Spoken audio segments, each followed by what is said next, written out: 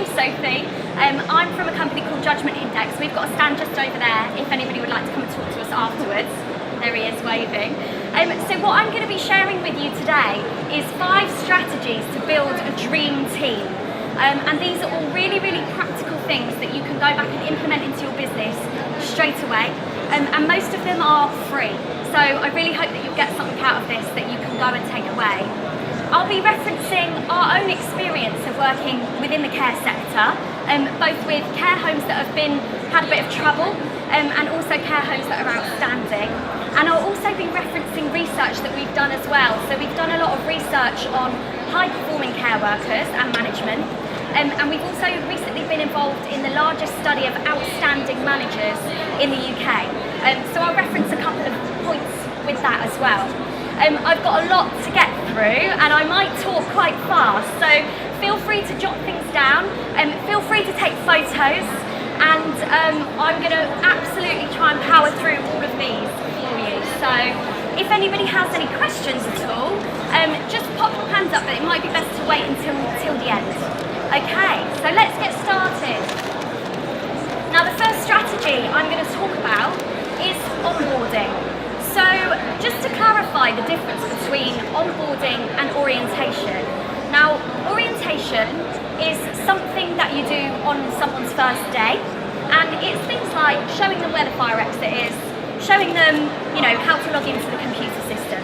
But onboarding is something that can actually take months, and that's when you get someone from the point of being new to being a fully established, integrated part of your team. And you want to get them from point A to point B as soon as possible, because then they're going to be more value to you and you're going to achieve that continuity of care. So does anybody actually have an onboarding plan in place in their business at the moment? Okay, well, I'm going to talk you through a few different steps to the perfect onboarding plan. So I'm going to whiz around this as quickly as possible because these are almost mini strategies. So first impressions. Now this is not your first impression of your new hire. This is their first impression of you. Now you might have given this person, let's call her Sally, the perfect candidate experience so far. She's been interviewed, she's been told how great you are, she's really excited to come to work. But their first impression of you as a business can be made so much stronger if you send out a welcome letter before they start. Because has anybody started a new job in the last few months? No? Okay, so you might have forgotten. But actually, one of the most nerve-wracking things the night before you start a new job is things like deciding what to wear, not sure how you should be dressed when you get into the office or the home, for example. Sending out a welcome letter to tell someone what to expect on their first day is a massive step towards them being committed to your organisation, because you're showing them that you value them from day one. Even things like a lot of people bring their lunch in. There's a fridge that you can store your lunch. It makes a massive difference to a new person to receive the day before they start. So let's keep going through these. Training. Sounds like an obvious one. We all provide training for new staff. But how many people give that new member a training schedule, telling them what you want them to learn and by when? And actually putting the onus on the new member of staff, on Sally, and saying, hold on to this, these are the boxes that you need to tick, and actually you're in charge of your training schedule and you can keep an eye on what gaps you've got so that we can work together to make sure that we fill in those gaps as quickly as possible. Career progression. Now when Sally was in the interview, she probably told you about her plans and what she'd like to do with her career.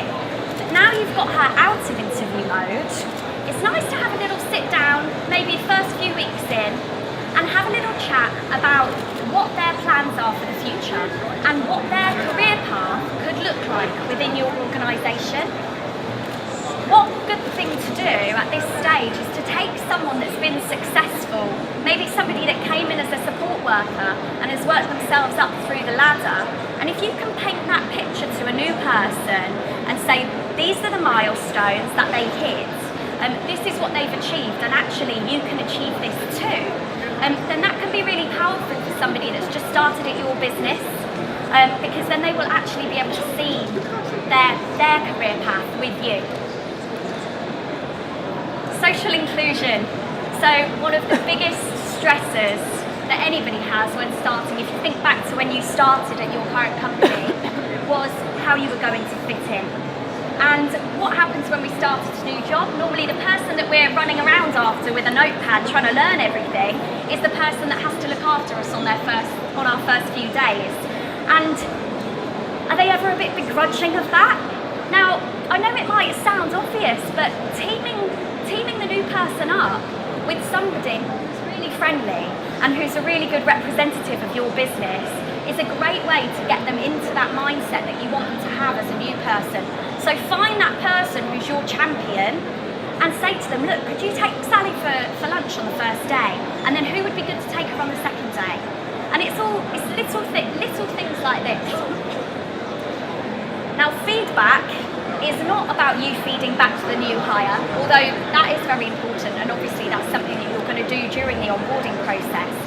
But actually having that new hire feed back to you where they feel the gaps are in your process and where they might feel they needed extra attention, while this is fresh in their minds and while they're going through that experience, it's good to try and capture that from them so that you can then move forward and improve it for the next new hire and the next new hire.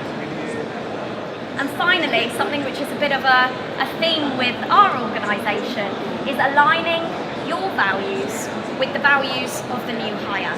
So make sure that they understand what your mission is, what the mission of the organisation is, and what the values are. If you can capture that with them in the early days and explain to them what it means to embody the values of your business, they're going to have a much more emotional connection with you from the start. And when they have that emotional connection, they're more likely to go that extra mile for you. So, all fairly simple things, shouldn't take too long to put together an onboarding plan. Now, you might say, why do I need to go through this much effort? Well, actually, if you think about, has anybody had anyone leave in the past month of their company? Don't be shy, you can just do a little flash of a hand if you want to. Now, if you've had multiple people leave within the last couple of months, the average cost to replace a care worker, as described by Skills4Care, is £3,500. So if you think that you could make a 50% difference to your retention of new hires just by putting those steps into place, then it's definitely worth thinking about. So that's probably the longest strategy, and I'm going to go at a bit of a quick pace through the rest of them. So, the next strategy is centred around your leaders. Now, I want you to all have a think about your leadership team right now, who they are. And I don't necessarily just mean your finance director, I mean things like your kitchen management team, your team leaders, anyone who's out there with responsibility for other people. How many of them do you think have had some form of formal management training or leadership training? Or have they just been promoted through the ranks? Because actually what we find is that so many people have started as a support worker and they've been good and they've been promoted. And actually what we find is that newly promoted staff can sometimes struggle to step into that leadership role. You've been separated from your friends, suddenly you're in charge of them, and a lot of people will either default to being the friend, or they'll go a complete opposite way. And how many people can think of someone they know that got promoted and suddenly turned into a dictator? Simply because they didn't have the tools in place, or they weren't trained to really embrace that leadership role and step into it and do it properly. Now, I can understand that not everybody has the budget to go and invest in leadership training, but there are still things that you can do for free that will make a difference. So if you think about your leadership team and your next team meeting, if you could nominate one person each month, for example, to go away and find something out that's useful to share with everyone else. They might go and watch a TED Talks on leadership, a short video. They might go and read a book. There's a book called 3 Minute Manager, which is a great book, very short. If if you could invest in that for your team and have them pass it around, and have them come back and share at team meetings what they've learned about leadership and what their experience has been, because what I find in care, a lot of people keep things to themselves, but actually if we can all share our experience and share what's worked and share what's not worked, and there be no sort of repercussions for mistakes, then people are going to be a lot more embracing, and it is going to make a difference to your team. Now, we've done a lot of research with care workers and newly promoted team leaders as well.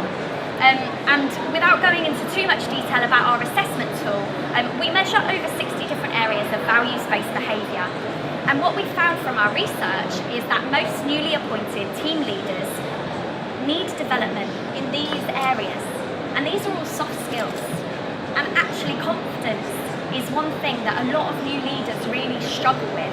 So just being able to offer them some support in whatever capacity you can really help to develop them as leaders, because let's face it, they are the future leaders of your organisation.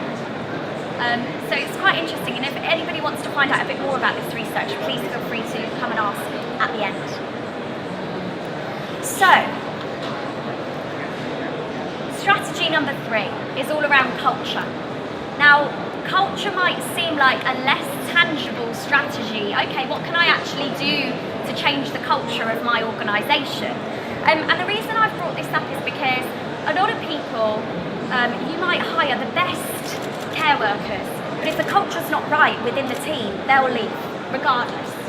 So culture's very key to get right, and actually there are some simple, effective strategies that you can put into place to develop the culture of the team. Just going to make sure I'm not missing anything here. So one thing I'd like you to have a think about is, how many of you here have your company values on your website? Know what all of those values are and what they mean. 10%. Is that what you said? Oh, sorry, 60%. Okay. And the problem is that values in a care organisation, they can be similar from one to the other. And if you have care workers that are moving from one company to another, then those values can quite often get lost. What do they mean? What do they represent? So I'd like to share with you a case study from a client of ours. You might be familiar with this company. Anyone who was here yesterday, we did a talk and we actually brought the CEO of Sonic Care Homes, Julia Clinton, up on stage to talk about her experience. Now, if you recognise the name of this company, it might be because they were in a Panorama documentary in 2014. It was a big scandal, and as a result of that, a lot of staff were leaving. The CEO had been in place for 3 weeks when that documentary aired, so she had a bit of a tough job ahead of herself.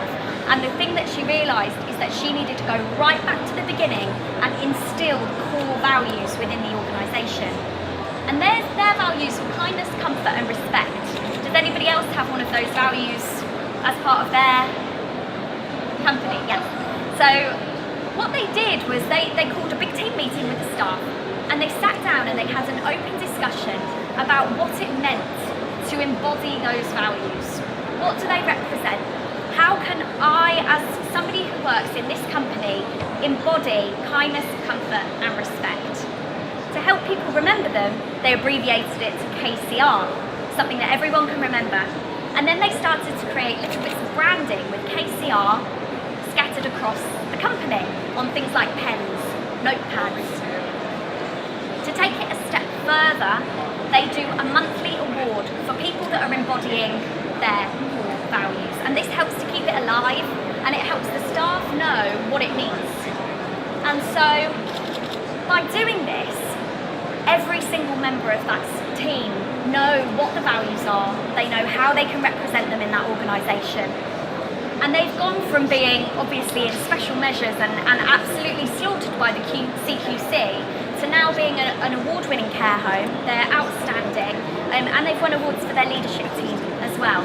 And actually, if anybody wants to Google Sonic Care Home, you can find a lot of articles about them on the Guardian website and on Skills for Care, so you can read more about them if you want to.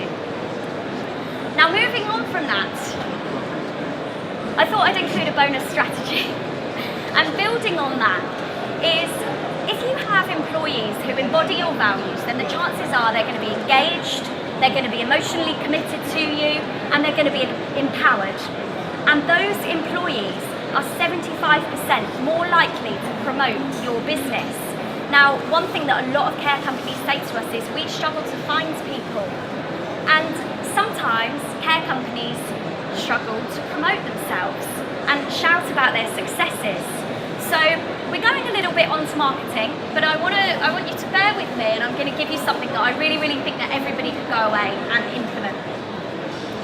Now, a lot of care companies will say we advertise in the local paper, we use agencies, we advertise online, but how many people are looking at things like Facebook? So Facebook has over 30 million users in the UK, and 70% of them are logging online daily.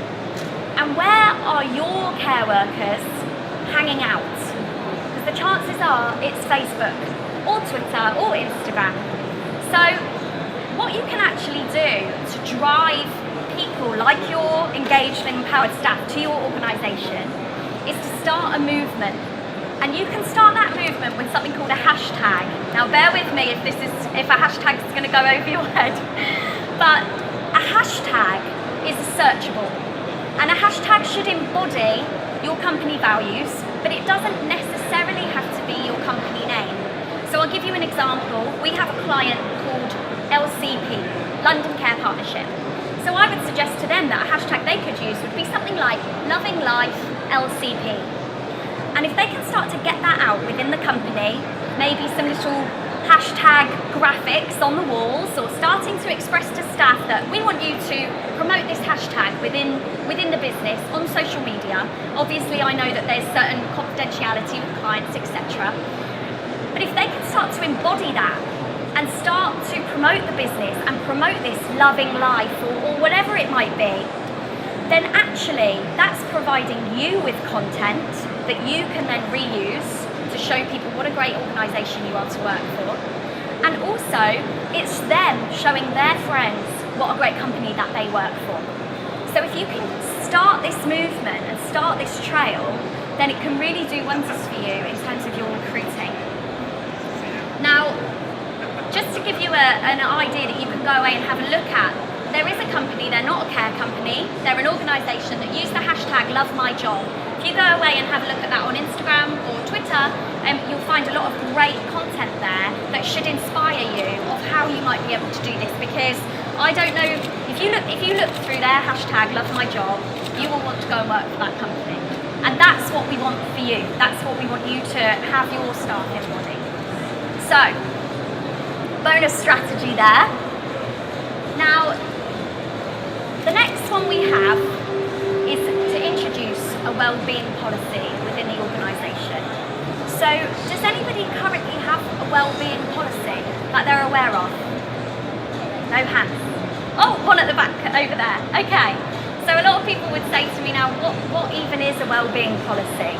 Now, it can be whatever you want, but essentially what it should do is promote the wellness of your staff and the well-being of your staff. Now, this doesn't have to be something that you spend a lot of money on. It could be a one-day-a-month initiative. It could be having a quiet corner of the office where you have some of those stress colouring books. Has anybody seen those? Some motivational quotes on the wall, a quiet area that people can go and meditate if they need a little break in the middle of the day, when they're on a break, of course. It can be whatever you want it to be.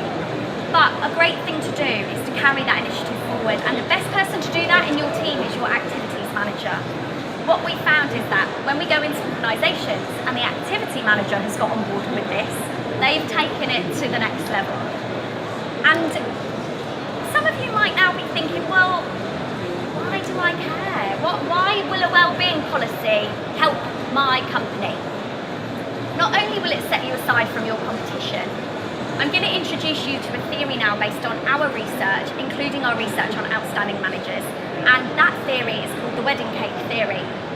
So, to explain this to you, our assessment tool, the Judgement Index, it measures values-based behaviours, and it measures them in the working environment and how someone operates at work, and it measures them in your own environment.